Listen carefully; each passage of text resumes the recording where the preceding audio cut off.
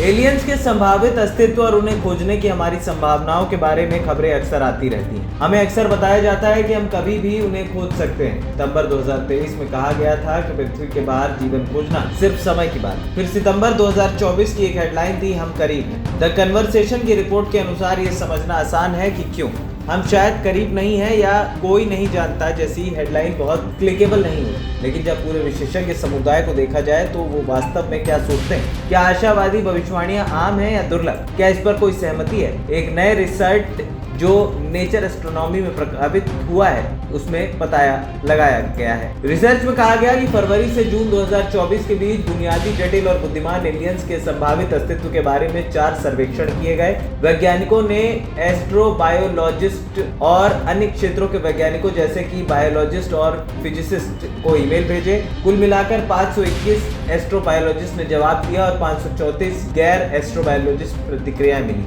परिणाम बताते हैं कि 86.6% एस्ट्रोबायोलॉजिस्ट ने सहमत या मजबूती से सहमत का उत्तर दिया कि ब्रह्मांड में कहीं न कहीं एलियंस होने की संभावना है। 2% से कम ने असहमति जताई, जबकि 12% ने तटस्थ रुख अपनाया। तो इस आधार पर वैज्ञानिक ने कहा कि किसी न किसी रूप में एलियंस के अस्तित्व पर एक ठोस सहमति है। रिसर्च में जो वैज्ञानिक एस्ट्रोबायोलॉजिस्ट नहीं थे उन्होंने भी लगभग समान सहमति दिखाई। इसमें कुल मिलाकर 88.4% सहमति बनी थी। दूसरे शब्दों में एस्ट्रोबायोलॉजिस्ट अन्य वैज्ञानिकों की तुलना में एलियंस के अस्तित्व में विश्वास करने के लिए पक्षपाती नहीं है।